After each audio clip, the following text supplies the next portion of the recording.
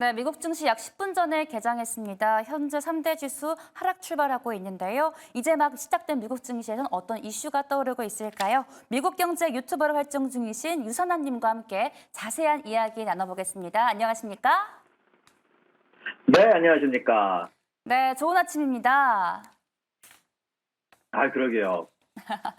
네, 시장에서 이제 엔비디아 실적에 가려서 새벽 3시에 FOMC 회의록 공개에 대해서는 조금 관심이 덜한 것 같습니다. 시장은 어떤 내용을 예상하고 있는지 궁금한데요. 설명해 주시겠어요?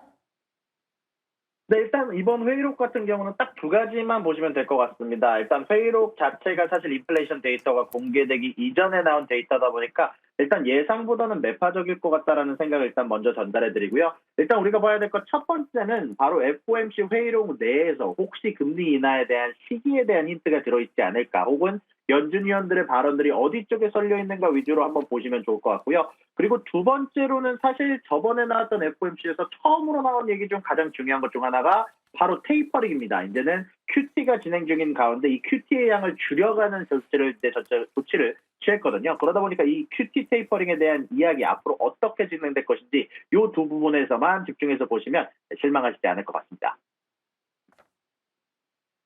네, 이제 몇 시간 뒤면 엔비디아의 실적 발표가 이제 대기하고 있습니다. 이제 변동성에 대해서 월가 전문가들은 어떻게 생각하는지 궁금한데요. 또 엔비디아의 낙수 효과 볼 수 있는 기업 몇 가지 소개해 주시겠어요?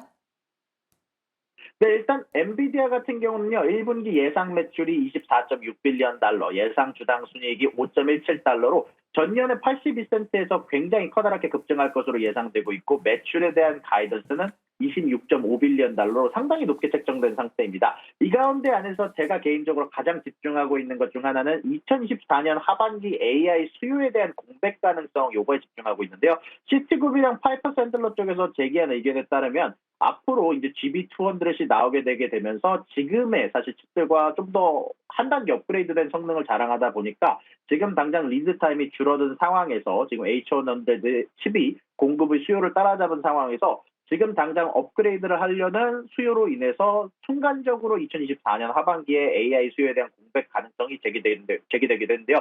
이런 부분들에 대한 대답을 과연 어닝콜에서 어떻게 대답할지 제가 개인적으로 중요하게 보고 있고, 시티그룹과 파이퍼 샌들러 쪽에서도 언급이 됐다라고 얘기를 해드리고요. 그리고 간단하게 정리하면 최근에 나왔던 시티그룹이든 파이퍼 샌들러든 골드만삭스는 사실 어닝 자체는 잘 나올 것으로 예상하고 있습니다. 매출과 EPS 가이던스 3개 다 15억 달러에서 20억 달러를 초과할 것으로 예상이 되고 있는데, 문제는 기대치가 너무 높다 보니까 실적 발표 후에 주가 자체는 평평하거나 약간 상승하지 않을까라고 예상하고 있는 시나리오가 가장 많이 지지를 받고 있다라고 얘기를 전달해 드릴 수 있을 것 같습니다. 네, 월가에서는 실적 전망치를 아주 좋게 보고 있지만 기대감이 높다는 게 어떻게 보면 변동성의 요인이 될 수 있다라고 말씀을 해 주셨습니다. 네, 또 들어온 소식에 의하면 유럽연합이 세계 최초로 포괄적 성격의 AI 규제법을 최종 승인했다는 보도가 나왔습니다. 어떤 내용일까요?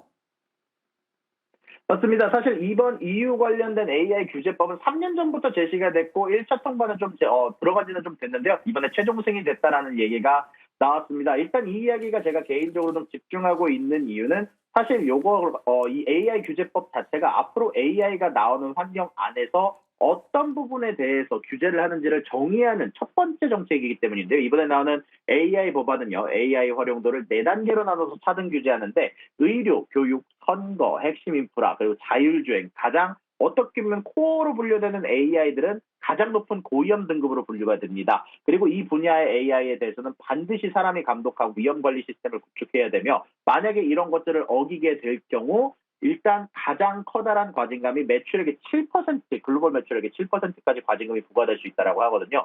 이미 사용이 되고 있는 AI, 챗GPT 같은 경우는 36개월간의 전환 기간이 부여가 된다고 하지만, 앞으로 이런 분야에 대해서 AI에 대한 기술 발전을 조금 막을 수 있는 정책임에 동시에 위험성을 줄일 수 있는 정책이다 보니까 빅테크들이 사실 상당히 신경을 고투세우고 보고 있거든요. 그러다 보니까 이런 부분들 앞으로 어떻게 발전이 돼갈지, 챗GPT 같은 경우는 이거에 대해서 어떻게 대응하게 될지, 이런 것들이 앞으로 투자의 중요한 포인트가 되지 않을까라고 생각하고 있습니다. 네, 알겠습니다. 여러분 투자하실 때 꼭 참고하시면 좋을 것 같습니다. 오늘은 여기서 마치겠습니다. 유선아님 고맙습니다. 수고하셨습니다.